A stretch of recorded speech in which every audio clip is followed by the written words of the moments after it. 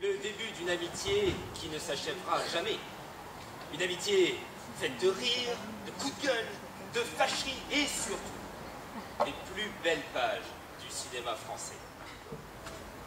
Cher monsieur Pagnon, je refuse de jouer Panis, alors ça je le refuse catégoriquement. Moi je ne suis pas Panis, je suis César.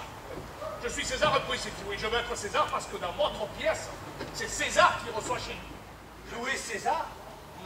Mais c'est le rôle de Panis que j'ai écrit pour vous. César n'est qu'un quatrième rôle. D'ailleurs, vous voyez, Jules, Panis n'a que 500 lignes de texte, alors que César n'en a pas 300. Oui, pour le rôle de César, vous avez qu'à l'étoffer un peu, hein, voilà, en ajoutant quelques lignes. Et en attendant de recevoir de vos nouvelles, je vous adresse un bonjour du pays des centaures. Rému. La distribution des rôles fut vite réglée.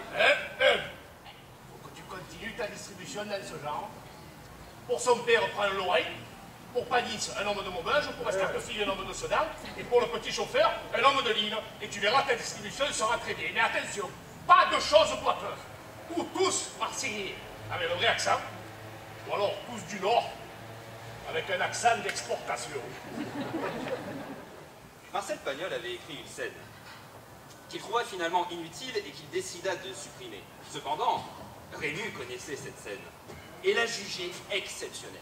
Sans le dire à Pagnol, il l'a répétée avec les autres comédiens et l'a réintégrée, créant un effet incroyable sur le public.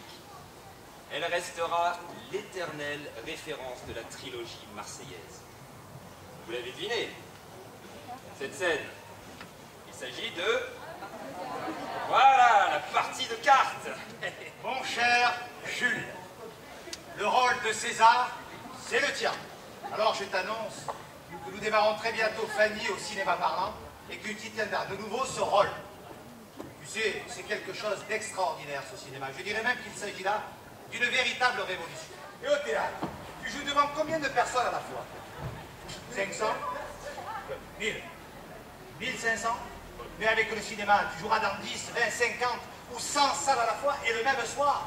Tu feras rire, pleurer, rêver sur les boulevards, sur la Canebière et à Tombouctou dans le même temps. Un cinéma parlant, là, comme tu dis, mais c'est une galéjade.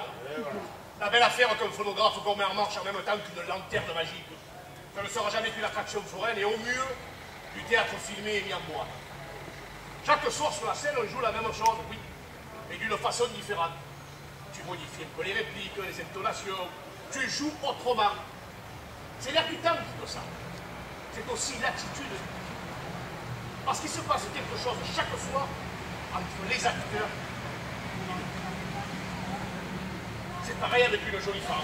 Le soir tu la caresses, le lendemain tu la bouscules un peu, le troisième soir tu improvises quoi. Hein, bon. Le film commence par l'enterrement de Panis. Il aura tapé César, ce bourreau de fada. Bon, remarque bien, l'autre jour, j'aurais pu te tuer à la première scène, hein, si tu n'avais pas pu tourner le film. Et moi, je n'ai jamais douté de ta disponibilité, mon bon Jules.